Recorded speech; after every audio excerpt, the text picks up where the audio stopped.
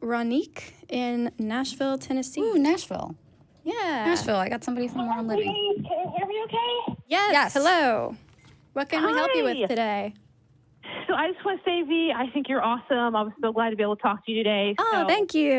You're, I think, one of the nicest ones, and so you've really helped me on my journey. So I just want to say I'm so glad to talk to you. Awesome. Thank you so much. I'll take it. Yeah, awesome. So what I kind of wanted to talk about was I'm in this weird place where I am not religious anymore. Let me just kind of give you some background. I grew up very, very religious. Parents are still like that. I kind of left the church. I was Buddhist for a while, and then I kind of ended up into the metaphysical New Age world. Yep. And I was really into it, into the channeling, did all that stuff, like into it. And then I kind of had this realization over the past year that basically a lot of it's just, am I allowed to cuss on the show? Oh, by absolutely. all means. So, okay. We wouldn't have Jen on the show. No, if we weren't I wouldn't to be allowed on the show if it wasn't allowed. So you're good. Okay, it makes me feel good. A lot of it's bullshit, a lot of it's basically repackaged Christianity or religion. Yeah. And so I'm in this really weird place because, I'm not going to lie. I've had experiences that would be considered supernatural. I'm not saying that they are or not if I believe in them. I'm just saying I've had experiences, so it's kind of made me wonder. But then also, I just don't feel like I have a spiritual community anymore because, everyone just believes in nonsense. And like it's one side, is telling me, oh, you need Jesus, I'm going to pray for you. And then the other side's like law of attraction. You can attract away diseases and you can metaphysically do anything you want. And then, when I give some pushback, well, like my son was born with a really rare liver disease. I'm and sorry it to caused hear him that. to have 3 brain hemorrhages. He's doing actually okay, right? But then my Christian friends, oh, he's a miracle child, Yeah. And the metaphysical friends are, oh, he, chose that for himself. And I'm like, why would you Wait, what? choose Wait, hold on. What? to go through?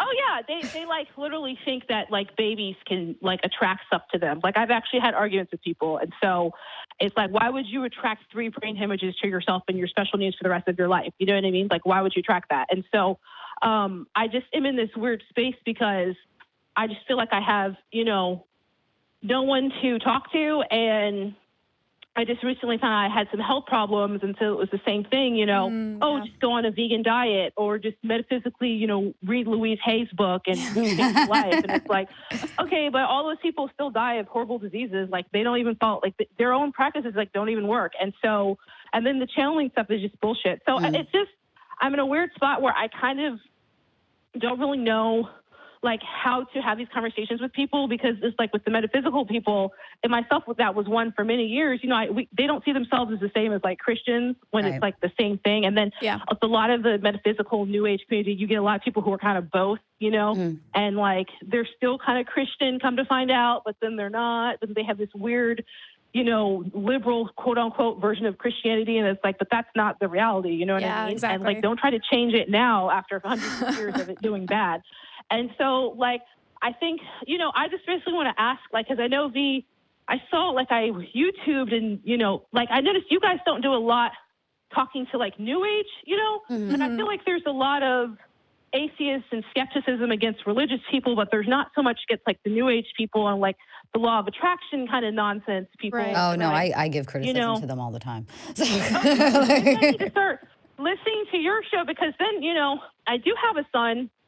Like I said, he's doing really well. I'm really actually surprised how he turned out. But it's just like, because I don't go to church, and I don't believe in the metaphysical churches and stuff, it's like, where is he going to go to learn, you know what I mean, how to be like a good person in a way with other kids that you would get in church, And so so I'm just in this weird spot. So I don't know if you guys can help me. I don't know. I just want to. I actually right now live in Clarksville, which is about an hour west of Nashville. Oh, you live? I live in Clarksville. Nice. Yeah, until I moved down to Austin. So, and I also have a special needs child. I have a son with autism. And that was a big thing for me too, was where am I going to find the sense of community of people who are going to not judge him and not say that this is what God wants you to go through and, God's doing this to test your strength. There is actually the Sunday Assembly in Nashville that is a wonderful atheist community. Really? The Sunday Assembly. What is it called? It's called Sunday Assembly in Nashville. that is I'm writing it down. a wonderful community. They put on events, they have get-togethers. There's a lot of kids. There's a lot of kids within it too. And a lot of us are special needs parents as well that are part of Sunday Assembly. And from there, there's other organizations and other atheist groups in Nashville as well. So there's a really good atheist community in Nashville that you can work into.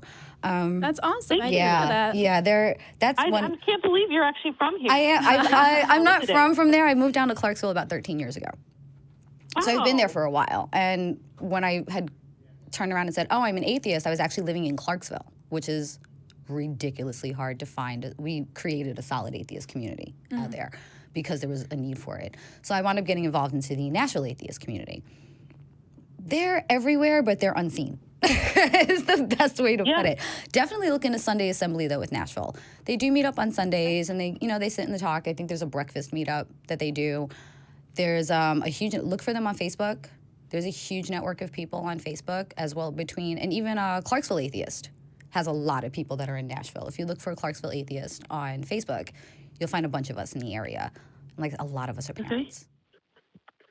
Awesome. So the community is Thank there. you for telling me. The community is there. Okay. Yeah, for sure. Yeah. I think in terms of how to talk to your friends and I'm assuming family members potentially as well, who are either Christian or more into the metaphysical woo-y aspects of things.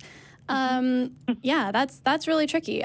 There are definitely times where I will be going through something and I will not tell people who otherwise I would want to, because I know that the reaction is going to be, oh, I'll pray for you, or, oh, well, this is happening because you've moved away from the faith, and if you come back, everything will be fine, and all of these kinds of platitudes that not only are useless, but also when you're upset and in that moment for somebody to say, I'll pray for you, it's like, Yeah, Right, it's incredibly right. insulting. it's it's It's insulting to me. Yeah, it is. It can definitely be insulting, and I 100% feel that. I think ultimately it's going to come down to, in addition to, of course, checking out Atheist Assembly or Sunday Assembly in Nashville and Clarksville Atheists, as Jen suggested, it's going to be determining how much you want to let those other people into your life, and sharing only as much as you feel comfortable. Nobody can force you to give more information than you are comfortable with. That is part of maintaining healthy boundaries in terms of, oh, this is something that I don't want to talk about, and that doesn't reflect negatively on you as a person or our relationship necessarily. It just means that this is not a topic that's open for discussion. If anything, it creates a healthier relationship because you're able to express and you're able to communicate with people, hey, this is where I'm comfortable. And it's a good measure of, well, if they overstep that boundary, and if they keep overstepping that boundary, then this person clearly they're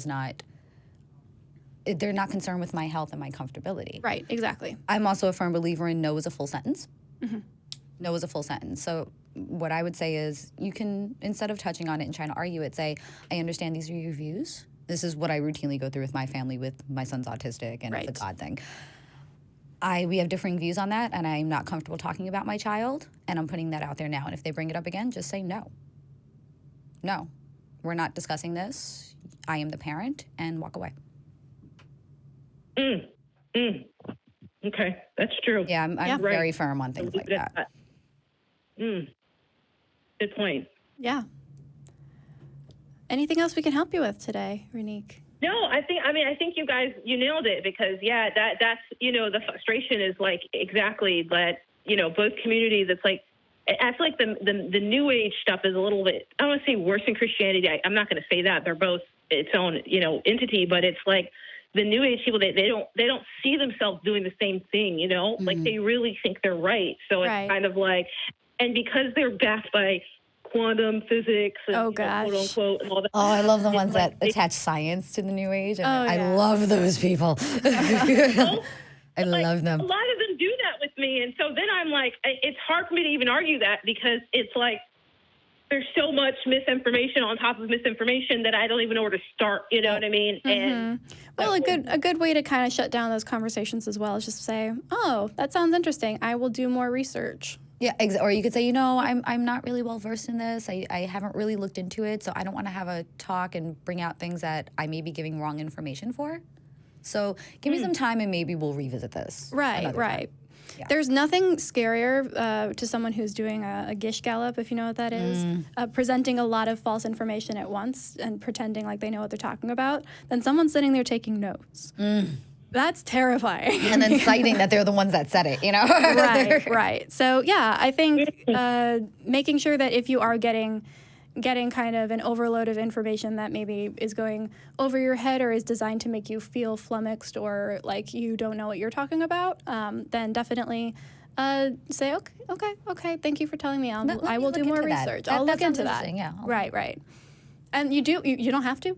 That can be the end of that conversation. You never have to think about it again. But they kind of walk away with a smile going, oh, they may learn something that I think I know. And right. You know, it and it's a very low key way to de-escalate a situation and get you out of the conversation, which can be helpful sometimes. Oh, I see what you're saying, because it's like don't even. So then, I don't want to take up too much time on the other callers, but like, how would you argue against the law of attraction in particular? Because I feel like that. You know what I mean? The heart is like I'm having to even argue. I used to have a job. To try to explain them what. I used to be a relationship. Shortly, but I don't know. You ladies, I don't know. I'm sorry. I know. What's your name? I apologize. Jen. New ladies. Jen Aldrich. What? Jen. Jen. Jen. Yeah. Sorry. I'm not too familiar with your work. No, I know fine. I'm brand new to the ACA. Get it. It's cool. I used to work as a relationship coach, which was a very interesting job. Wow. Yeah, that was interesting. But a lot of our coaches and one of our bosses was big on the law of attraction, like huge on it. And I was sitting in a company meeting and they were like, well, what do you think of it? And I very plainly, I think it's bullshit. Well, how do you explain that it happens? I said, because you're thinking about things. And so you're kind of subconsciously doing things, because part of the law of attraction is thinking and manifesting and then doing. And I'm like, oh, so you're just setting things in motion for shit to happen. Right. That's all it is. You're physically going, okay, I'm going to dedicate my thoughts and my time to this, and then you wind up making it happen. So it's not so much this thing that you're pulling out of thin air. It's you're working to get the goal that you want.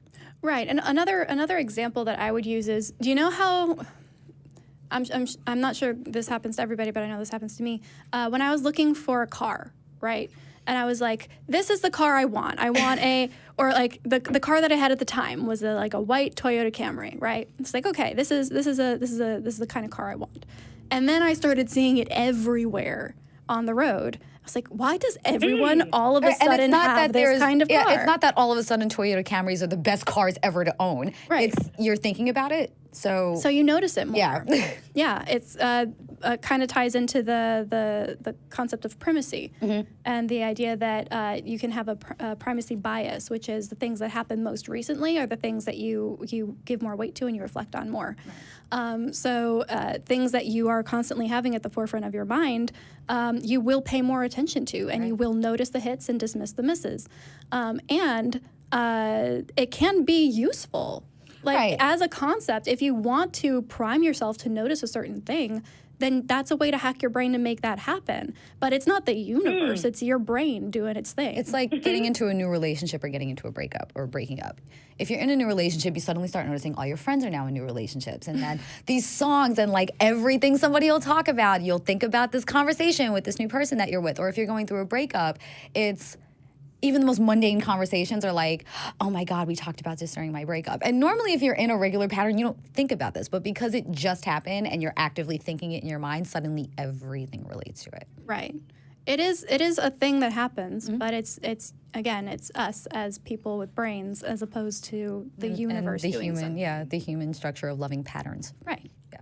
So what I'm kind of learning with the new, being kind of a new atheist, is that it's human consciousness is really all, quote unquote, is your brain, really, right? That's really what all of this is, the driving force. Like when people have their quote unquote, near-death experiences, it's just like your brain kind of shutting it off. It's not like it's an actual universe. So should I be looking more into you know what I mean? Is there any more books about that talk about Ooh, that's your alley. Okay, that's you. That's a really good question. That's you.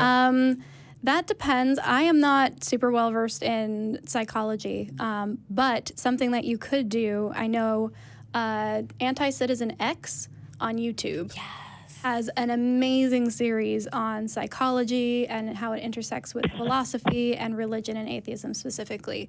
So I definitely check out their channel. And then if you want other recommendations, I can do a little bit of digging. If you want to send me an email at atheist-community.org, that will be probably in the description. And you can let me know if you have any more questions, and I'll try and get you some extra resources. I will do that. Thank you. You guys, I mean, really, you guys do great work. I know you probably hear this all the time, but it's just, you know, if it wasn't for like channels like this and other stuff, I really don't know where I would be. So it's you know, and I'm African American too, so it's like in our community, it's even worse with the spiritual stuff than other stuff. Another community you may be able to look into is Black Nonbelievers. They do have a Nashville chapter, and it's centered around people of color converting out of atheism, because we in the community understand that's even a smaller subset, and you guys go through unique experiences coming out of religion than, say, a white person would. Check out Black Nonbelievers as well. Give them a shout. For some reason, and you know, the Black community is, you know, it's very religious and believes in like the thing that caused them to begin slavery to begin with. So it's just it's little things like that that's never made sense to me. And look into Black Nonbelievers. They do have a Nashville chapter as well. Perfect. And they have get-togethers and outings and everything too. Wonderful. Awesome. Well, thank you, ladies. You have a great day, and I'll email you, and we'll go from there. Please do. Awesome. Thank you so much for calling in. And then I will check out your channel as well. What is your channel called? Mine is the Atheist Wind Down and GB3. Godless Bitches. It's here. The mic's in the way. I know. Right? Oh, I was waiting to work that in. Okay. All right. Jenna Belk and I do Godless Bitches as well. Yes. And that's every month on Sunday. Yes. First Sunday of every month. Yes. Yep. Perfect. All right. Thank you so much, Ronique. Have a lovely rest of your day. Thank you for calling. That was a good one. That was a good call. See, you said that nobody called in with kid questions. And I finally got a kid question.